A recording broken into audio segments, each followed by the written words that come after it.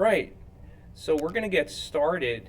I am so happy to have a couple participants this time around. The last session, I didn't have anybody, so I decided to give a whole lecture-based recording because I didn't have anybody to do a dialogue with. And now, finally, I can do a dialogue with a couple people here. We'll get to that in a moment. I kind of wanted to go through a couple things this session regarding. I had some interesting conversations about how people have so many papers and books to read, and they're trying to learn stuff in like a reasonable amount of time, but there's so much material to go through. And I want to shed some light on that in terms of how I prioritize how my way of going about that. And before I get into that, depending on how many people who are going to be watching the recording of this session, I'm not sure.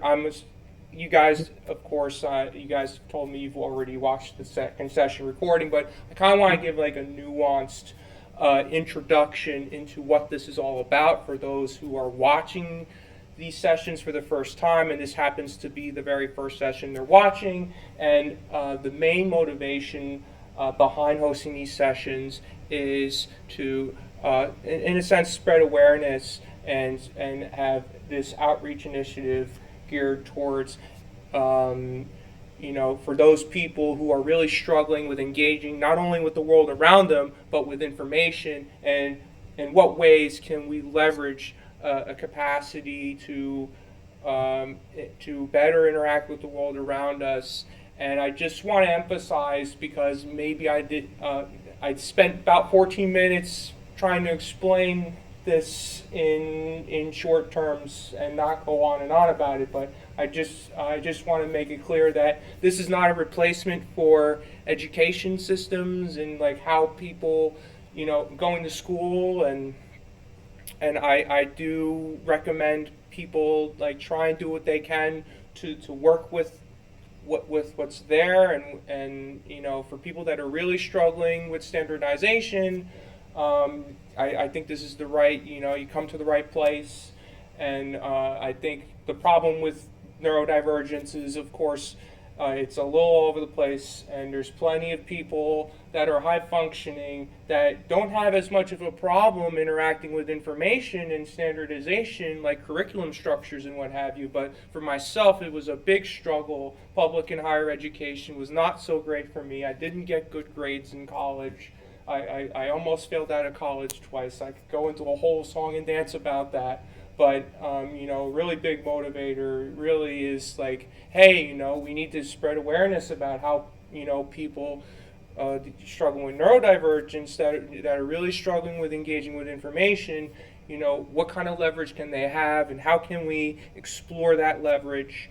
And additionally, it's great that the standardization that exists out there works for a lot of people, but it doesn't work for everybody. And additionally, I just want to emphasize, it doesn't, standardization doesn't work for everybody.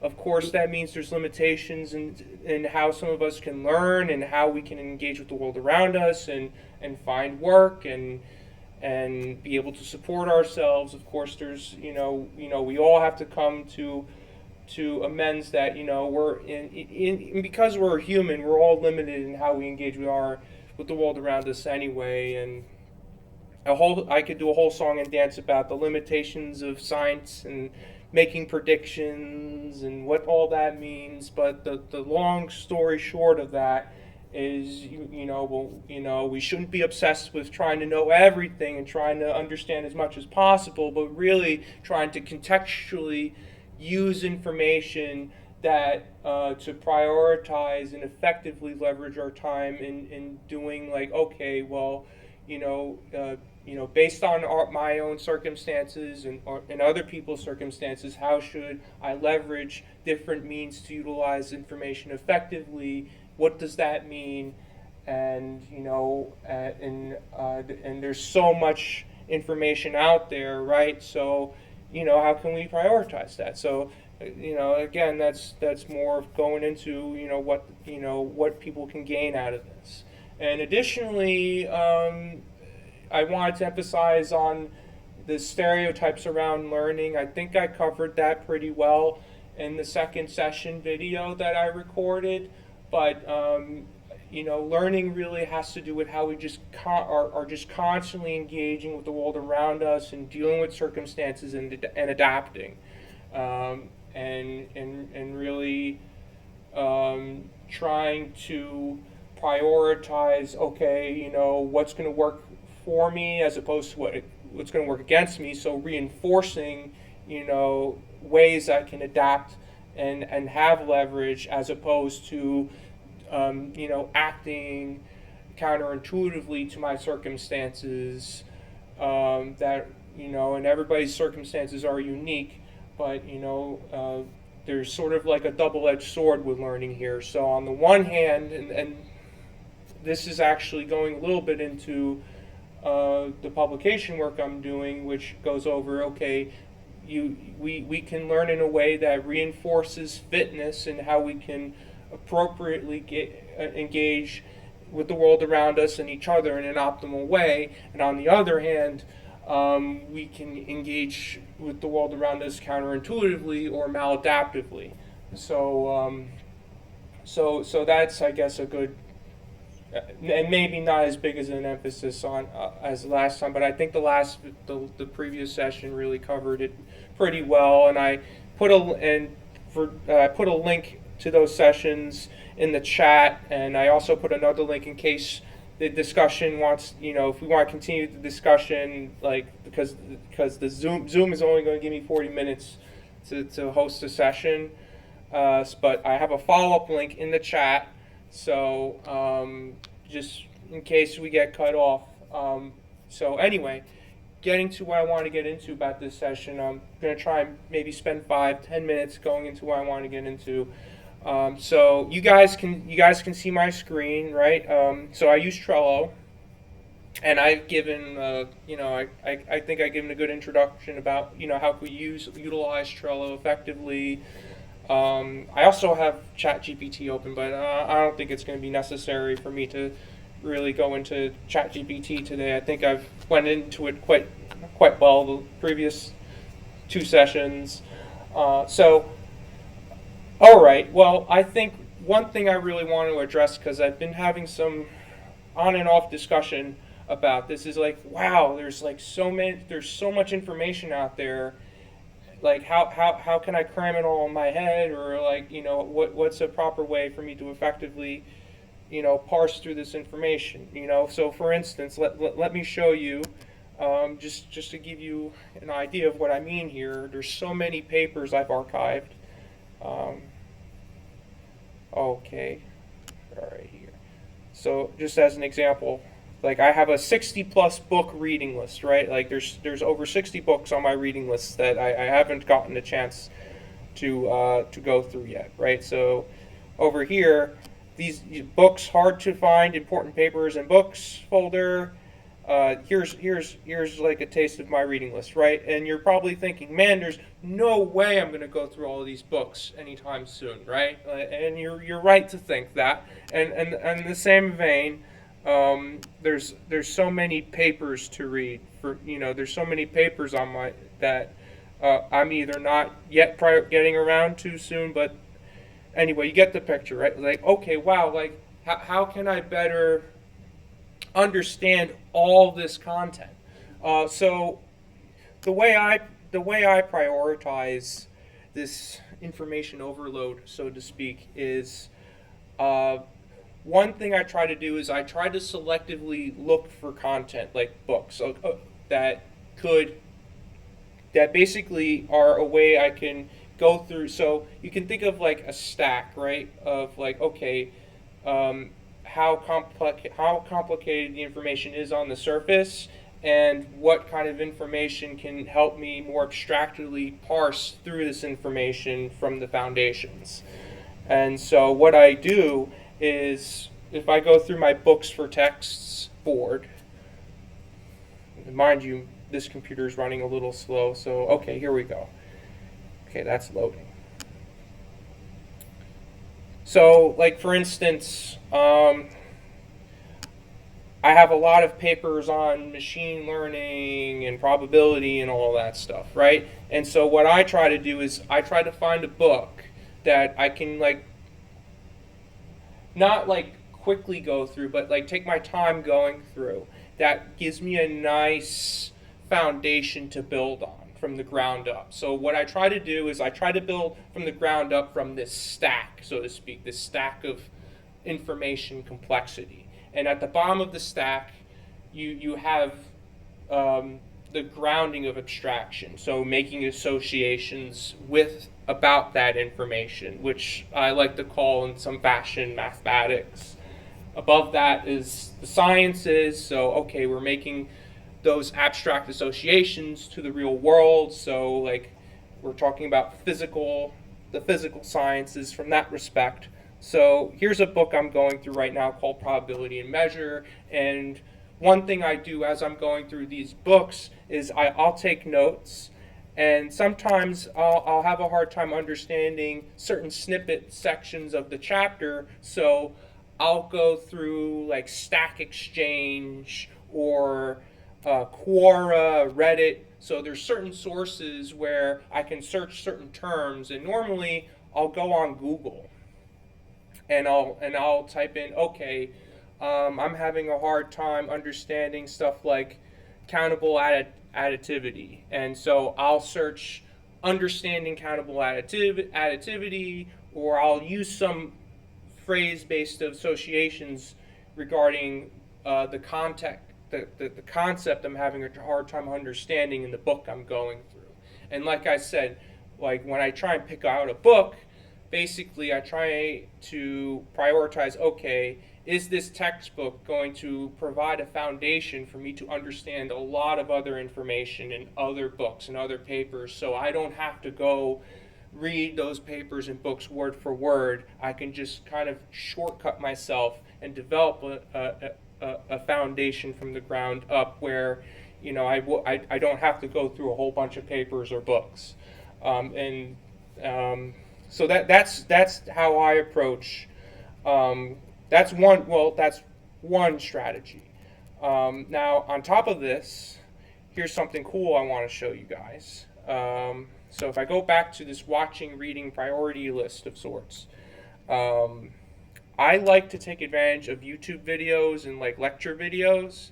It's like, okay, well, I probably don't want to spend most of my time just going through a book. If I can, you know, or as I'm going through a book, I'm watching like lecture videos or YouTube videos. So I have these bookmarked lecture series and all that stuff. And if I go to this potentially relevant notes section, and also just taking notes and like, we all take notes differently. I'm sure you guys take crazy notes of sorts yourselves.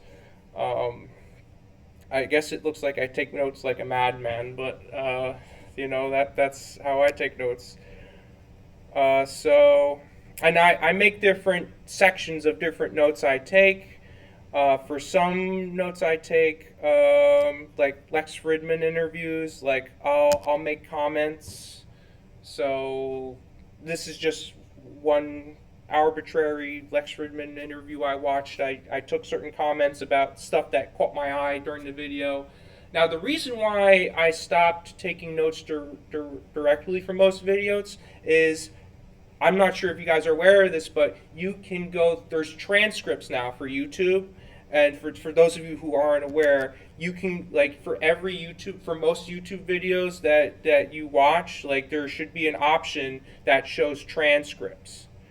And basically, I'm going to minimize this real quick and show you what I mean by that.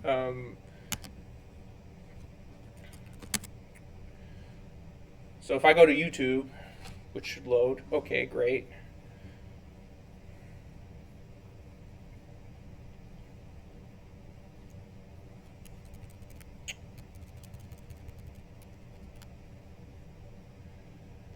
I don't know how many of you are familiar with Sabine Hasenfelder. I'm a fan of hers. But what's really cool is I could press more. in the video description, I could scroll down and boom, show transcript. And then you can basically find word for word what is said throughout the video, which is really cool. It saves me a whole lot of time taking notes. So one of the reasons I don't take notes as much anymore on videos is I go through the transcript, I do a word find, right? Control F, and that saves me a lot of time. I highly recommend taking advantage of that feature, and like with a lot of these videos, especially since what I'm doing with the publication effort that I'm focused on is focused on the cognitive sciences. So I have a whole lot of videos here, and a lot of these videos, like these are interviews, but they just talk really well and break things down about different concepts that I'm exploring in different papers and books that I've encountered, and it really breaks things down. And strategically, I have these videos playing in the background while I'm typing away at my publication, or I'm going through a book, or I'm looking up terms, like going through Reddit, Quora, or Stack Exchange. So I really highly recommend Stack Exchange. I think Stack Exchange is great. Additionally, if you can figure out a way to like play with the information, and I guess that's where GPT can be a little bit helpful. If you're bad at writing code like I am, like I know how to write code, but I'm bad at programming. But what I do is I have GPT boilerplate stuff for me, and I could throw models together, and I could be like, hey, GPT, I want to better visualize this concept or whatever, and can you write some code for me that can do a simulation? So that's a good way to just kind of interact with what you're trying to learn.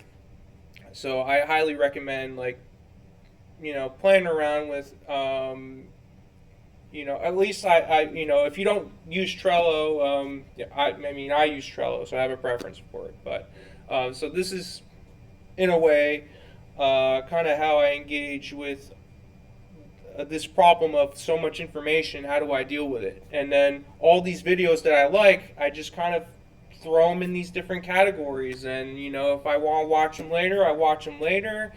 And YouTube is has this feature of going through transcripts, so I go through the transcript, and I can find different words and phrases mentioned in the video. It's there's so much power to you doing that. And what's really great is you don't even have to pay for that feature, right? Like, this is a free feature, being able to go through the transcript and just, if there's something that really caught your eye in the video that was mentioned and you remember it, but you don't know where the timestamp is, like, it's great. So, all right, now the next thing I wanted to get into is talking about tactile aids or kinesthetic learning. So I have one of these things.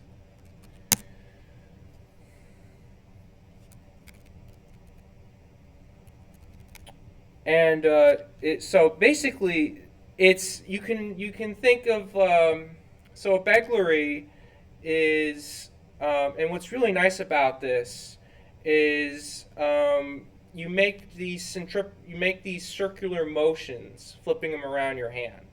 And as somebody that likes to go through physics books and stuff, I can think about concepts like centripetal force. So it's like hands-on, it's engaging, this is a very popular, trendy video that a lot of people that get introduced to beglery, they're familiar with this video. So for those of you who want to see this in action here, just like, and this is in the category of what's known as skill toys, like yo-yos, kendama, And what's really nice about beglery is you could take a pair of hex nuts and a paracord or a shoelace, right? You have a shoelace like laying around somewhere, and you got a couple hex nuts or maybe a couple beads that, and all you gotta do is just slide them on the cord and singe each end of the cord with a lighter or something that's gonna hold them together, and you just flip them around your hand, and you could just get better at it. You don't start out so great, but this is the potential of a product like this, this has been around for 2,500 years, by the way, since ancient Greek times, based off the ancient Greek rosary bead. Well, I can get into a whole spiel about that. So this is one example. For those of you who are not familiar with the kendama,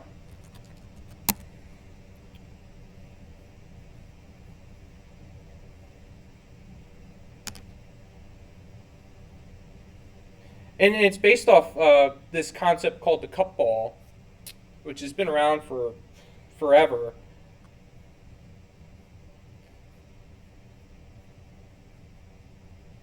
But I'm just going to play a couple seconds of this. This is just really cool stuff here. And what's really nice about kendama is like it's like a whole workout. You could your whole lower body and whatnot. Not only are you engaging with something that can help you engage with information based on the mentality that I think it's really a mindset thing. It's like, okay, like, what is the mentality you have going into utilizing one of these skill toys? Like, be it a kendama, a beglery, a yo-yo, even if you're just juggling with, like, if you have, like, or hacky sack, there's so many options out there. And it's a good way to de-stress and, like, take your mind off other things too. So I think that, like, so okay, well, there's skill toys. There's also so these things are great. It's like chewing gum with your hands.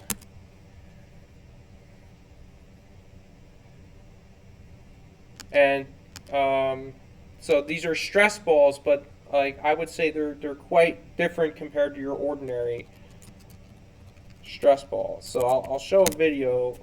I have a whole collection of these stress balls, by the way.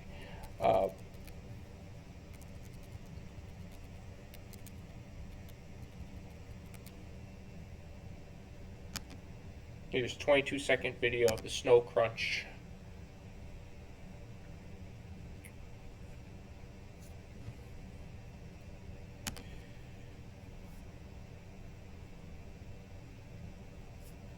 How long are we going so far? This ball is kind of so like it's quite literally like chewing gum with your hands. It has blue specks in it.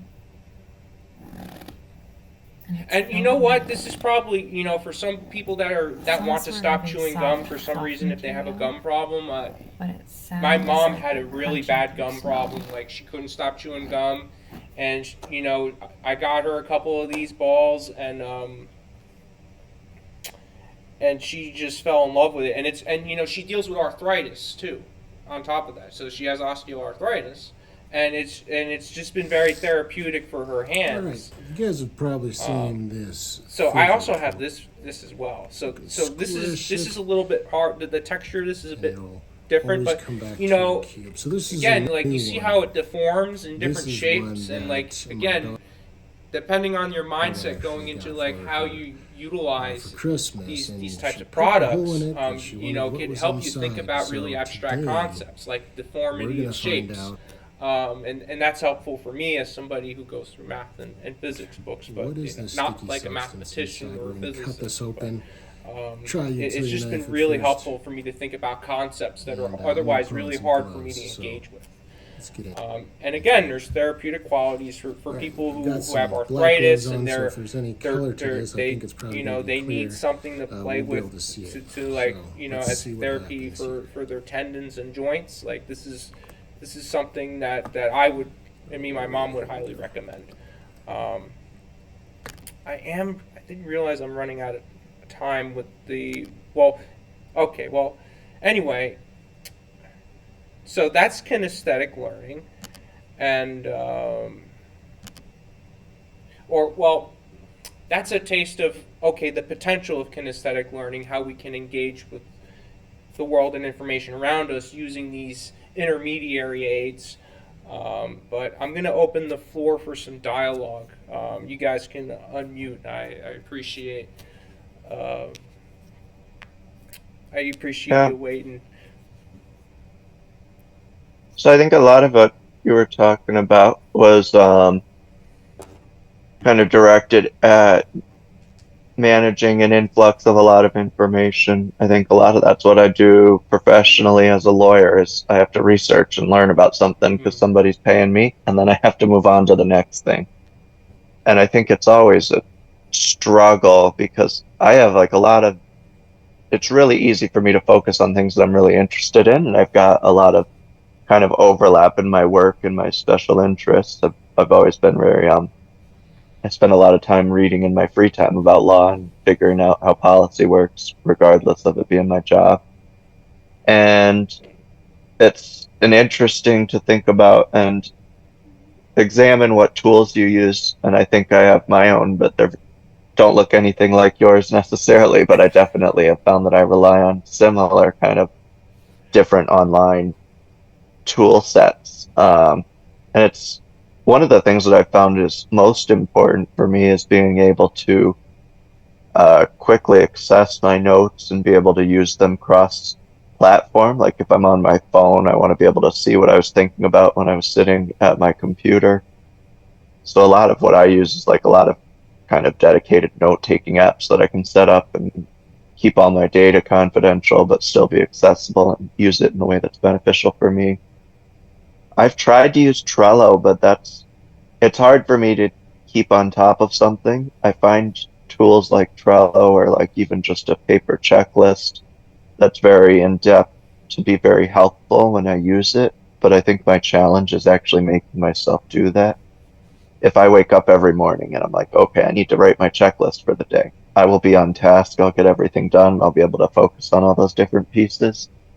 But if I make the if I make it too high of a activation burden or hurdle to get over to actually make the list, like if I tend to make like perfect the enemy of like doing good and keeping track. Like if I can't have a perfect to-do list system and I don't spend like an hour in the morning updating it, I just get overwhelmed and then I just don't use it and then it becomes something that's less of a tool and more of something that I just feel disappointed that I'm not keeping up with. Um, Maybe not all of that's directly responsive to what you were talking about, but it was just a few thoughts I had while you were going through. Yeah, I'm not sure if Alex had anything to share, but what I would say, yeah, I, for I me, oh sorry, sorry man, I do have something I wanted to say, yeah, but go ahead, go ahead, go ahead. okay. So I apologize. Couple things is one, I think these are excellent tools. Even if you don't have a subscription to AI tools like Trello, you can the YouTube transcript is even just it. You do wonders with that. I mean, that can be done to great effect. There's probably freeware things that come in handy. I think it's a good way of engaging with something. And I think a flaw within the system, especially for neurodivergent individuals, is what they present in schools are factoids and just facts, and not a lot of direct engagement. Like, if you're learning psychology, for instance, you don't know who they tell you about Sigmund Freud and what he did, but you don't know the depth, the gross and scope of who he was, what he believed, and what his joys or his prejudices were, and how it relates to you. I think it's finding this is good for finding a passion and getting into something in a way that is more than just factoids, which I think is an outdated system. And the second thing is, I love fidgets and stress balls and toys. I have a number. I've had a number of them for years. They come in handy. Mm-hmm. I hadn't heard of some of these, so I'm going to look into. I'm going to look into these, and I think. I mean, I bite my nails. Oh man, I I look do for the same anything to thing. like not do that. I still bite my nails despite my collection of stress balls. Yeah, I mean, I used to. I've had some success with some sort of hand finger based things. Like I have this kind of square that is like has like some different textures and buttons and things on it. And I like the feeling of the textures and everything, and that seems to help. But that's only I had a lot more stress balls and fidgets as an adolescent than I do now, so I'm probably should get some more of them to Hmm. just curb behaviors that are I think for me, the nail biting, although I think it's relieving stress, it's actually reinforcing stress, paradoxically, at Hmm. least for me. So any kind of distraction. The thing with the dough ball, which is Hmm. like chewing, that's amazing. I hadn't heard of that. Yeah, yeah, it's worked wonders for my mom. Like she has not gotten a pack of gum in forever, and like I'm proud of her. Um, I mean, like gum chewing, like the Hey, aspect there's of worse this. vices than gum chewing that you can choose. I really hate it, like when people chew gum and the noise. Like, oh, that just puts Yeah. me in such a bad mood. But anyway, it's Well, the worked wonders YouTube for her arthritis. It's so I recommend investing in at least one or two stress balls. Um, at least. I was going to say I appreciated both of your comments about the YouTube transcripts. I find that I'm a very visual person, Mm, and if I have something that's written out in front of me, that's why I say I need to take some time each day to write it down, because if I write it down, I'm pretty solid. I know everything that has to get done. mm, But it's challenging because I find that YouTube tool very helpful in two respects. One, I think you mentioned it's helpful to just save time. You don't have to watch the whole thing. I review like municipal town hall meetings for my job, and sometimes I just need to know what one piece of it is out of the 6 hours, and that's useful. But it's also useful as it lets me have an alternative form to kind of digest the same information, which I find helpful. Um, and I wish we had that throughout different platforms and you weren't tethered to just doing it on YouTube.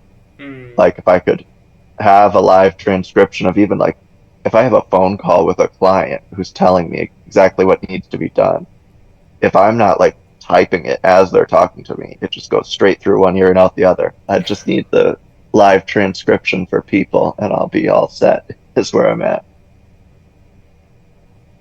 One little comment is I can't find the follow up link in the chat for who knows what reason. It's not Um, showing up. And see it yeah, either. yeah, I do. Yeah, it should be in the team chat. You don't see it Um, in Can there? you send it to my Quinn, can you see messenger? it? Can you see it, Quinn?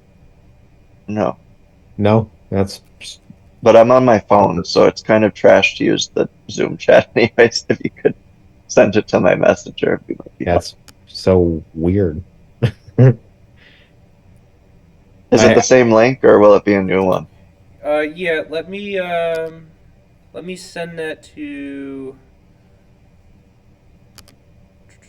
Yeah, if you have both of our email addresses, you could probably send it to as an email link. Do you have Quinn's email address? I Yeah, I see he sent has it my to him through messenger pulled up right Messenger, now. and yeah, let me I'll send put it it in the to chat. you. I'll put it in here too.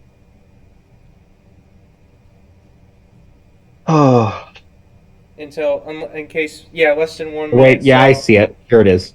great. all right. I will Click on see you it in in about 30 seconds or so, or we can click on it Oh, now. you found it? Yeah, it came up now just a second ago. Okay, good, great. All right. Yeah, let's go I'll ahead and see you join in there. that real quick. Oh, wait a minute. It says it was sent from.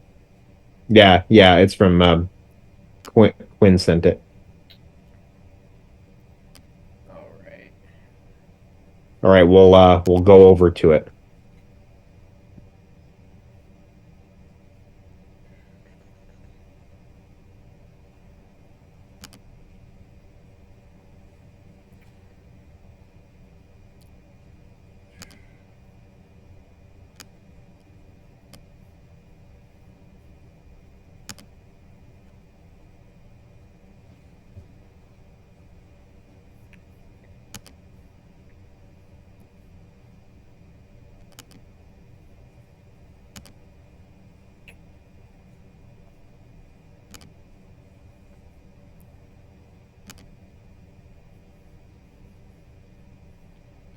All right.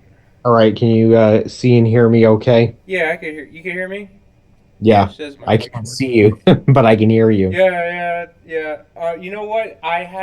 Like I was gonna say, um, I had two webcams hooked up for the very first session, and that's how I was able to capture both video and audio. But like the video is gonna show for the recording, so. But we were talking about you mentioned about the that we went from we segued a little bit from the YouTube transcripts, which I think are nice. And Quinn was mentioning about like how he deals with clients, and like you have someone over the phone and you're trying to type away about what they're saying. Like I would imagine there's software for that's out there, right? There's Oh yeah, you know what's out there and it Yeah. really bugs me? The AI assistants that clients bring to my calls. I'd ban them. I don't let them in. So I know we probably disagree about that. Um, I have a lot of reservations about AI. Quinn, you and I probably have that in common, at least some. I think if AI is used for academic tools and research, like described here, I think that is constructive. What it should be used for. I think the only problem really with AI is that sometimes there's a privacy concern if it's like depending on what the usage is. And another thing is, it sort of lessens the need to have people at desks to make I mean it's convenient, but people need jobs to need the to people need to do customer service for a living, need to actually talk to people. Some people get paid to do these things, and in some ways AI takes a little bit away from that. mm-hmm. yeah, it'll be interesting to see where it goes. At least at this point, there's no I think solution that really meets the I think ethical bars that I have. AI is a really neat tool. It does a lot of great things, and like the iPhone or the internet, it comes with some really good and some not so good. It's half and half. I don't think it's a black and white thing. It's a mixed bag, but it does do Well, a lot of good. I also have concerns sometimes when people are using AI chat tools as a substitute for kind of self-education and learning.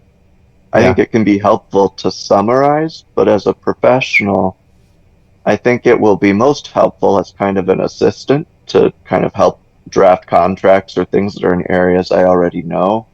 But we're already seeing lawyers get disciplined because they submit cases that are totally made up to a court. And the AI told them, like, this is the law, here's a citation. It has a citation that looks really real, but it's just not a case from American law. Um, and I mean, they're working on the hallucinations and piece, but I don't know. I don't think it'll be a substitute for the techniques and actual tools I've research. had to Yeah. learn up over time on how to And the teach other myself. one thing about AI that I don't think is true is the fears that it becomes like you watch Terminator or Wall-E and things like that, the evil AI that is out to threaten humanity. It's not probably never going to reach general intelligence like that or get that smart. The fear more people have is the job, how it replaces actual people fear will replace actual duties and work and shifts. Yeah. But the general intelligence thing, I think, is what is not true. It's never going to get that smart. A human has neurons and infinite processing power, and I don't think a computer, even a quantum computer, is going to really get there. I mean, it could, but I don't really see It's it. I wouldn't Well, call it one infinite processing power. It's bounded, but I would say additionally, like the way our evolutionarily how our anatomy is wired is just nothing like the computers we build, right? It's Yeah. like, and mind you, this has taken billions of years, right? Our evolutionary lineage has taken billions of years of scaffolding Mhm. from single cell organisms to what we are multicellular organisms, right? So we're these multi-agent systems, right? Like the consensus among literature between cognitive scientists and biologists across the board is like, okay, cells are agents, but biology is, biology perhaps is one type of thing that has agency to engage with its surroundings, be aware to some degree, and have some level of autonomy. That's not to say that artificially we can't develop systems that have some sort of agency. The agency could probably be specialized in the sense that, like most organisms, most biological organisms that exist, they serve a certain functional role within the ecosystem to, within the biosphere, right? To sustain the biosphere. So I don't want to get too far off topic though of learning, and my point was really just that it's not at the point where I found it a substitute for a lot of things, and one technology that I find interesting and helpful, or that I'm considering engaging with more, is just kind of this, like video conferencing and community building. I tend to be pretty insular and feel like I know what I need to do, and don't spend a whole lot of time actively building community, but I appreciate you putting this together, and I'm also considering there's kind of in my professional network, there's a Lawyers with ADD group session that meets on Zoom, which is, I go back and forth. I haven't actually attended because I have a lot of not misgivings, but it's just different when you're within a professional network and kind of outing yourself in some ways. And also I deal with that in my workplace and disclosing diagnoses. I don't typically tell my supervisors, but I'm on the fence about it right now because I think I've talked with you at some points about how kind of the academic system can be very gatekeeping in a lot of can gatekeep in a lot of ways. I think employment and jobs as well can be a challenge if you don't approach things in the same way as the typical average person.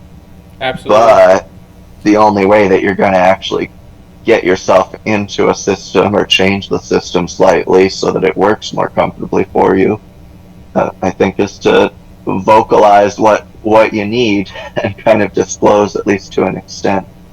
So it's been helpful to talk through with you and talk and interface with communities, and I think the video, it's been interesting. I think there's pros and cons to the video meetings, but as a whole, it's been a good development, probably. Yeah, I think that like I mentioned way earlier in this call in this session rather, is that a lot of people with neurodivergence, especially a lot of people that are high functioning, there's a lot of people that don't struggle as much with like standardized conventions that neurotypicals have to deal with, right? So they can mask a lot better. They don't have to reveal as much information about themselves because they don't find themselves in a corner where like I'm having a hard time, adapting and being able to engage with information and people, which it's is interesting to me. And it's just kind of a realization, which is the only reason I cut you off. And it's that I think we tend to have a little bit of an opposite mindset. I think you've expressed to me that you found a real challenge interfacing in the kind of academic circle. Yeah, sure. Yeah, and I feel kind of the opposite. I feel like now that I'm outside of school, I'm like really desperate to go back. Can't function in the real world. Like I'm literally signing up for classes so that I can take the patent bar at some point, just because I'm not doing anything in school right now. It's a world that felt comfortable and I understood how to function in it. For me personally, it's totally not academically driven. I'm very smart and I'm a good writer, and not to sound arrogant, but the conflict for me is a very socially driven anxiety, which inhibits progress in my life. And I'm 9 years removed from high school, and I took a couple classes at RISD, but it wasn't. It was kind of a la carte. It wasn't like actually seeking a degree. But that's so. I think I feel the same way, but it's when I'm like, I can be like very agoraphobic, and I don't tend to like go and join a lot of social stuff. I'm very like to myself and a hermit. But when I was in school, like I like understood it. It was like a very set system, and it's like there's like set social circles. Like I could learn how to kind of deal with it, and like interface in that a lot more effectively. And now that I feel like I went to law school too, so had 7 years of post high school education, and now I'm just in the last 3 years going out into the real world, and it's been an interesting adjustment. But well, I feel actually similar. Like, I don't know. Yeah. It's socially driven. It's just that I managed to get through it. I think what I'm doing is I'm trying to. The reason I came here is because I know a lot of. This was really very little for me. It was because I have friends, and I have friends that are academically, maybe quite a few of them have all the social proficiency, the opposite of me, but they're academically struggling. So I came here as a means of what can I do for them to overcome that particular thing. So my motivation here was more collective than it was individual, so I'm trying to do kind of collective advocacy kind of thing. Mm-hmm. Yeah, and I find, I always encourage Jesse to keep his mind open, because I feel like it's really easy to have one bad experience and feel like it's universal, but I think there's a few different ways that nothing's universal. One is that times have changed a lot, and there are different accessibility kind of avenues or reasonable accommodations you can request. The second, I think we're all just older every day, and we've learned new coping skills and ways to navigate through everyday life. So I try to remind myself, like, just because it was such a challenge when I was 18, I could probably deal with certain aspects of life. For me, it's not necessarily. Well, people evolve. That age does make a difference. I'm a very different. I feel internally very different from when I was 14, 15, 16, 17, even though those experiences were difficult. It's fresh in my mind. I have to consider each time I over rely on that. I have to remind myself, okay, I'm a grown man. I'm not an adolescent in high school. I've gone out into the world and had experiences, and I'm more tolerant and a better person than I was. I'm sort of more. Yeah, and it's. Yeah. Those things. I'm sort of. I had. I was always a good guy, but I guess I had less of a humility for a mindset back then that isn't my own. Now I actually seek to get into the mind of someone else. I'm a more, I have more sort of intellectual humility than I did before.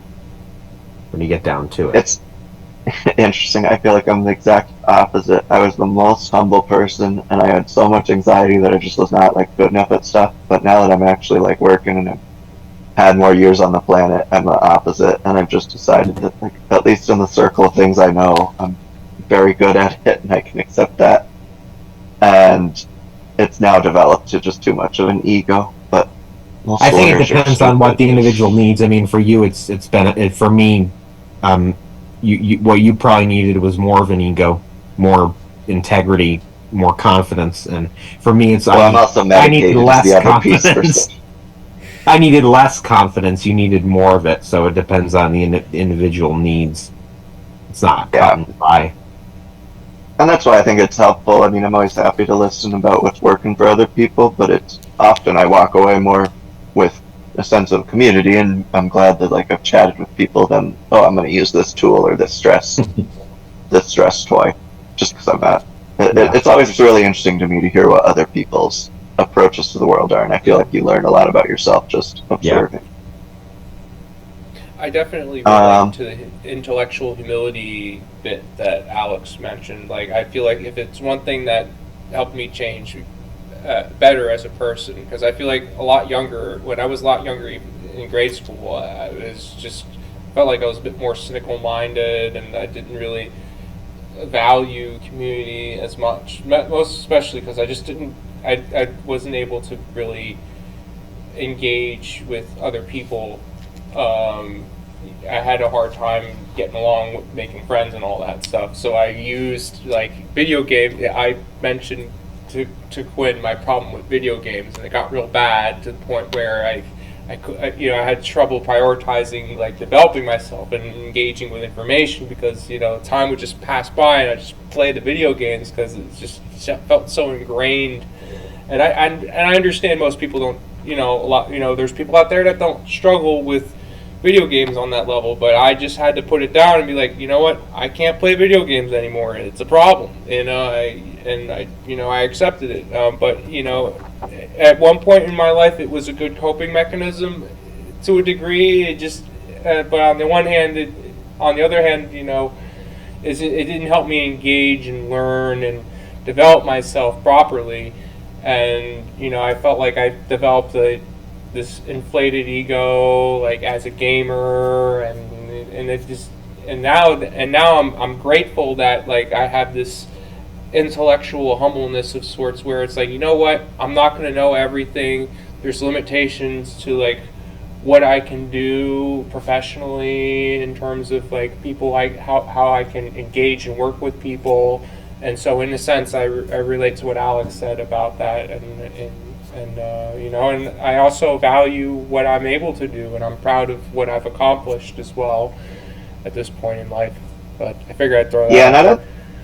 No, I hear that, and I don't think it's that I necessarily think I'm better than my peers. Where it comes from, I think, is giving myself permission. Like I spend hours a day just reading about law just because I'm interested in it, and Sure. until like I reached a point where I'm like, oh, that actually translates into something that makes me like useful and a beneficial member of society, and I'm just happen to be better at all the research stuff than a lot of my peers because I put the time in and I've spent a lot of focus on it.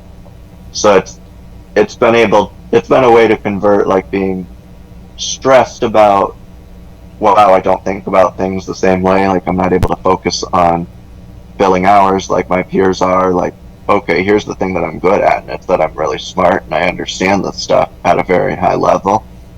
And sure, I need to work on getting like solid hours down and focusing for extended periods of time like some other people do. Oh yeah. But there's other pieces that I'm just like, okay, like it's hard to I don't know, I've always had trouble like having an ego being smart. So I'm like, nobody knows everything. Like you've got to spend time being interested in reading.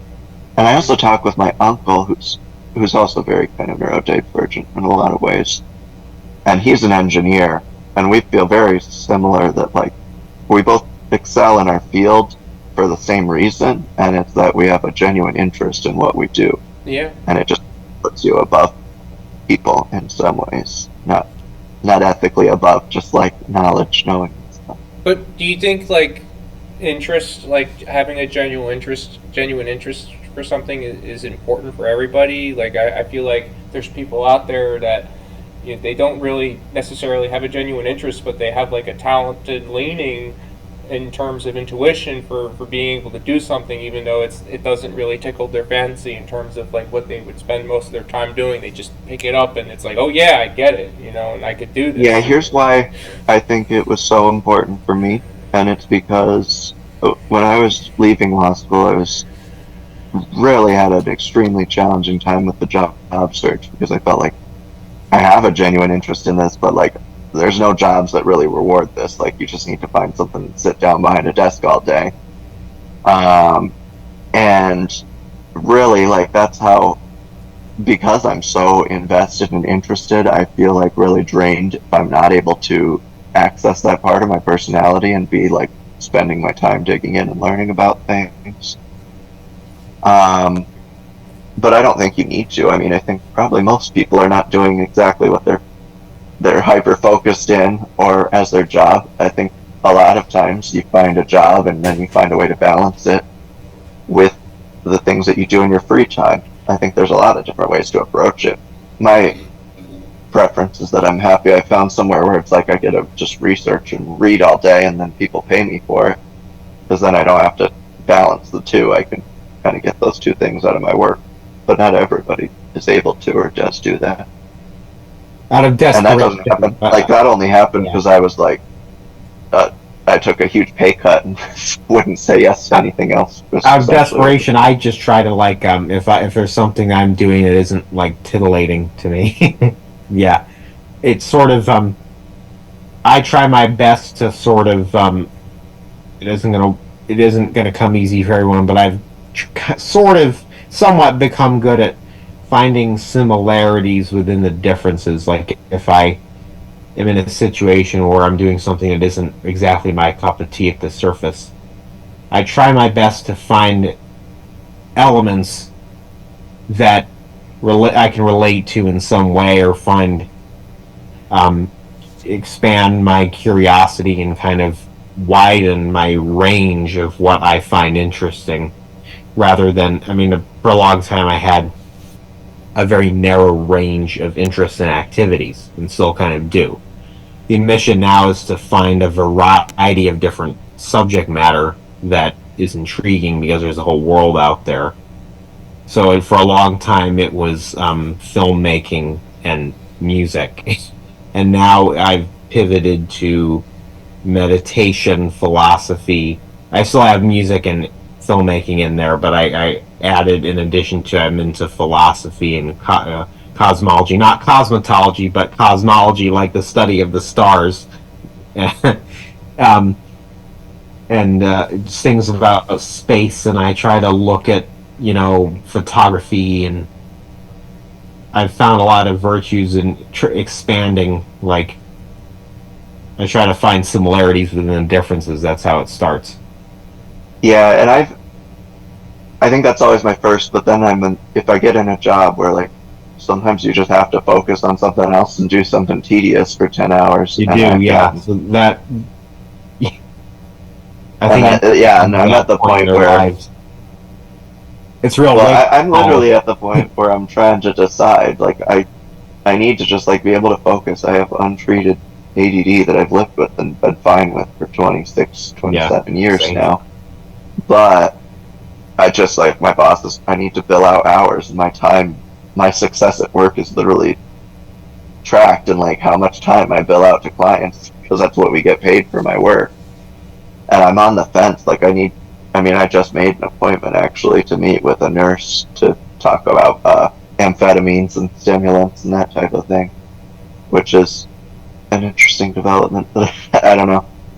I don't know about you guys, but sorry, Quinn, did I interrupt them? No, I put that out there because I'm interested in other people's. I don't know about you gentlemen, but I have this kind of newfound.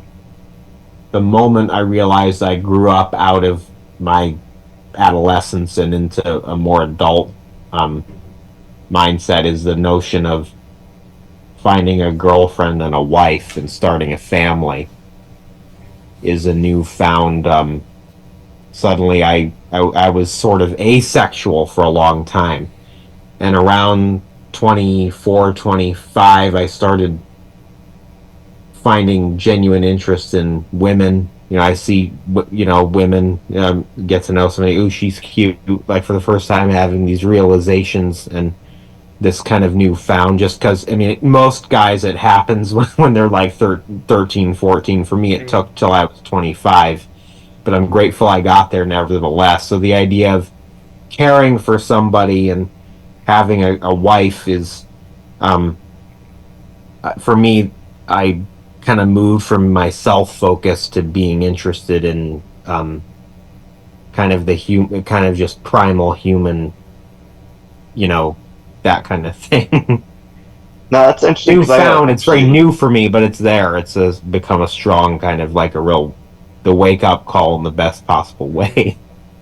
Yeah, that's interesting, because I've actually been, again, like, a little bit of the opposite path. I think I used to be, like, really desperate to try to, like, be in a relationship, and then I had a few relationships, and I never really felt like I was able to sustain them. In a lot of ways, I would blame, like, just my mental health, and at that time I had untreated depression too, so that was a major part of it, well, for some of the relationships.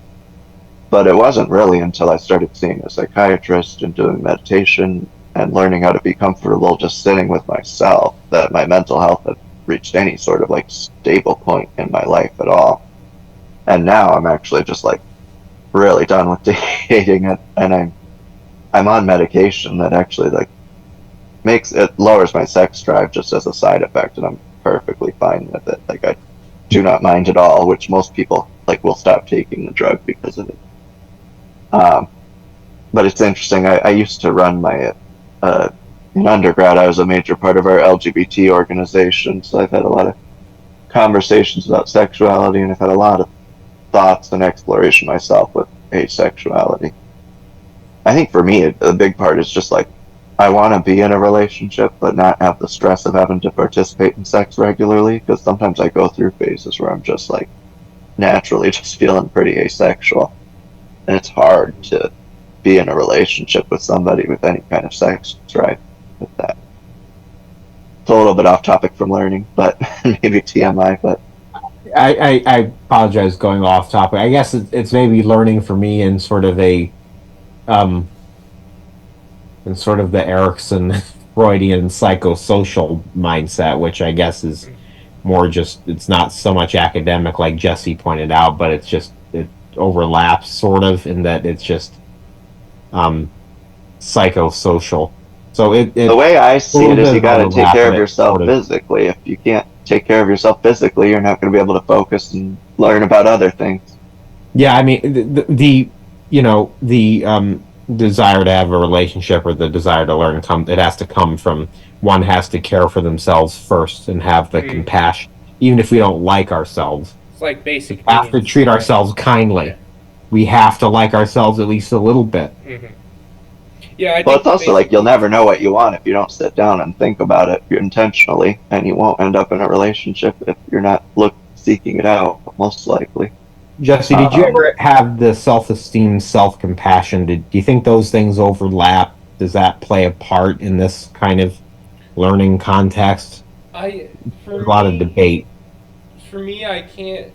I feel like I have a hard time relating to people that can just be good at something, but not really feel like they care. Like, not that they don't care, but they don't feel like they have a genuine motivation to really dive deep into it. Like for me, I feel like with the work I'm trying to do at my desk, it's like, oh yeah, like I have I have a passion for this, and I want to publish mainly peer review papers, and I gotten quite good feedback in the small circle I have of people with PhDs, and I've gotten some good feedback, of course, regarding the previous session, the neurodivergent session from last month that I hosted. But what stinks right now is, like, I just have a lot of trouble putting myself out there. In terms of socialization, is just so hard too. Like, and I try to make it an effort to at least go out and socialize at least 3 hours a week, because I feel like it's not intuitive for me to just engage with people, and then, like, just being more comfortable being around people and not locking myself in my room and just being totally fixated on what I'm doing, because I feel like that's not healthy, and I feel like it's part of basic needs, not just making sure I exercise and I try and eat right and sleep right, but also that I'm trying to be part of some kind of community that's out there that can value me as a person, and maybe I can value them as well. And I do agree, like, seeking relationships in different ways, and like trying to meet people for intimate experiences and seeing where that goes. Like, that's been something that the past couple of years has been something I've been trying to seek out, but it's been hard for me in terms of approaching people. Like, like, for a whole month now, I've been having a hard time, like, just going out, and like I'll go to the bar, but I'll struggle with approaching people. Like, there'll be a couple of friends I made like months ago. It's like, oh yeah, I know these people, I'm hanging out with them, but I'm not really, there's a whole bunch of other people around here, but but I feel kind of like paralyzed in approaching them. So it's, Yeah. I have those moments where it's like, oh man, like, what's wrong with me? Why can't I just approach people, right? And like, but I don't beat myself up for it as much anymore. I haven't really beaten myself up for it, but like, it's still really therapeutic for me to like just go out, just get out of my comfort zone, because like I spent so much time just confined to my desk, and I felt like that's just it's just not good to just keep doing that and just not be around people. And then it also has an impact on like how I'm able to approach, just network myself and talk about what I do with people that I've never met or people that could be important in terms of building connections, right? So it's kind of like, one leads to the other sort of thing. So I've been trying, repetitiously, just put myself out there, whether it's just going out to the local bar. I do need to make an effort to like kind of go out to meetups. I'm trying to figure out how I can better leverage that. I don't feel like there's that many interesting meetup communities out there,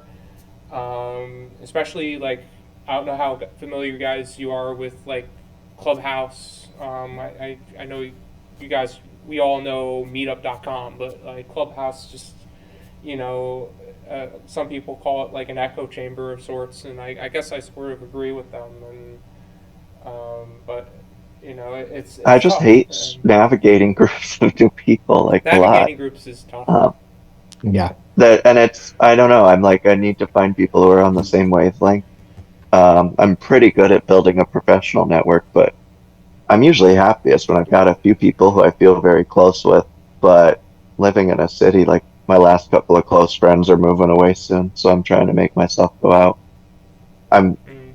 and I don't know, like I'm not too much like looking for neurodivergent groups, but I'm trying to find groups that have neurodivergent people in them too. One thing But I I think it's will. important to find shared Diversity. interests.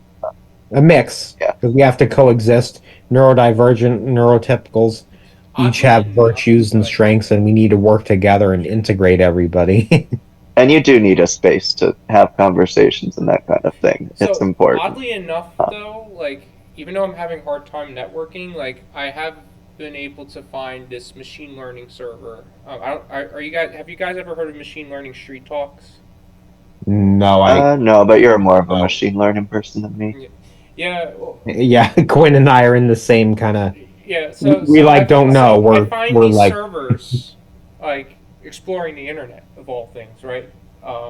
And somehow I'm able to have constructive conversations about my work, and I try to like kind of have these conversations at a distance and not reveal that too much information, but rather just have conversation contextually focused on like, okay, I want to learn more about specific things. What are those on, Jesse? Are those on like Discord? Yeah, Discord. Yeah, yeah, yeah, Because, yeah. Discord. Discord well, is I one just of want them. to bring it back to like the medium of communication. I struggle with Discord a lot, and I used to get like 90% of my socialization through like internet forums. And when it like PHP web forums died and we all moved to asynchronous communication like Discord, like I don't feel like it's a good substitute for like It's well thought not. out like yeah. discussion. I That's mean, you're on point, Quinn, with that. I think. it's been hard to genuinely meet people, but at least I have constructive conversation about what I'm learning and what direction I'm going with my work, and that's been good. But the bad part Yeah, is like, okay, it's I'm a not really community. It's meeting just a people. different kind. I um, think an important point to make. I know I've got to get going in a few minutes to grab a bite. I haven't eaten yet, but I want to say that. Do you guys agree that I think a struggle for neurodivergent persons, including myself, a lot of the ones I've known and me, we in educational settings we've often encountered individuals, teachers, or people in charge who, facilitators who don't really have the patience or the expertise to kind of wrap their noodle around kind of how we think and how we go about things, whether it's intellectually or emotionally. And even these individuals are found even in programs, special ed. And I think that that's in some ways an inevitability, but I'm thinking there has to be a way to kind of, because it's impossible to really screen everybody, and because you would be kind of, it would look like marginalization to exclude. yeah, And but I'm thinking perhaps the solution internally is to kind of find ways to not allow conflict to affect our progress, or sort of find ways to compartmentalize and, okay, this is this person's journey, we can't change them, let's just, neurodivergent students can just do what they do for themselves, I think there has to be kind of um, a sort of self-compassion, integrity kind of thing Yeah. more taught to people. I don't know what you guys think of that, or if you've sort of encountered that, or I was actually homeschooled, so that's probably as far from traditional schooling as you can. But I also had probably about 5 years in elementary school, and I went through all years of high school, so I've got a pretty varied set of experiences and observing different gifted programs and that type of thing. And I don't know. I think for a lot of the school issues, I think it comes down to a resource problem, and we need to have more teachers and more dedicated attention to each student because I don't think you're ever going to capture everything, and I don't think it's just neurodivergence, yeah, just it's even just like anybody. getting people who are a little bit smarter or not. Yeah, Um, but I don't know. Yeah, I think the way that we set up and divide school strictly by age is not necessarily super helpful, but I don't know what the solution is either when you get down to brass tacks. I think I have gratitude for school. I mean, I've had conflict with it, but two statements can be true at once. I had conflict and challenges, but I also know that without school, I wouldn't know how to read and write. Right. So I like it and value it. I at least like it a little bit because I see the Sure. virtues of how in a well-educated society, people who go through the system leads to a functional, pro-social minded society as a whole. So I like it at least a little bit. I can't Yeah, not like it at all, you know. And I have a lot of thoughts on how to participate in academic circles without a degree. I mean, even though I have a degree, it's I've talked with Jesse about like there's ways to get published and get your name out there without a PhD and Sure. throwing yourself into the system. But on the other hand, I mean, I have a lot of respect for uh, higher education in those circles where there's research happening, which is a very different than just educating kids too. But it's another Yeah. important aspect on why we need those Higher ed level just as resources. valuable. Yeah, it's just the difference is it's adults and not children and adolescents. So I think. But I would definitely, at the very least, think we need to make it more accessible and more have options. I'm thinking Like for the perhaps- bar exam, if you just if you have ADD and you got time and a half on your examinations in higher education for your whole career, the bar exam will just say no often, and they don't even give you like accommodations on the test, which is ridiculous. But it's just like, why do we have to make the world more challenging in ways that don't actually like progress the goals that we're working? Yeah. Jesse and I are That's the part world of for you. we're worth mentioning. Jesse and I are part of a group on Meetup where we discuss technology. One group discusses science and tech. The other discusses philosophy and intellectual kind of. I mean, it's all intellectual, but and I shared a video from Big Think one day by a professor about sort of ego integrity and stuff. I realized I did a bad thing. Big Think is not a reputable source, and the gentleman, well, you could hardly call him a gentleman, that was in charge of the video was. There are even professors that are uninformed. The guy was totally just did not have a compassionate mindset, and a little bit of it was rooted in. I've kind of had a tough love approach throughout my life, sometimes academically, and I guess I thought that I was kind of coerced into a harshness. So I realized It could have been worse. It could have been a PragerU video. Yeah, stay away from Big Think. Just anybody. It's pseudoscience essentially. I wouldn't call it 100% pseudoscience, but it's kind of like biased, biased point of view, and like especially the articles written by Big Think are just poorly cited, and it's a lot wrong with that. Well, we have less than a minute. Law articles are not peer reviewed, so our whole industry is just fake. I think I've got to get going. I'm gonna get a bite to eat. Yeah, I'm happy you guys came on, and I'm gonna have another session next month. Well, I have sessions booked at my local library for the next 4 months, so I look forward to seeing you guys again, hopefully the next session. Yep. All right. Wow. Zoom. Okay. Well, see you guys around the next session.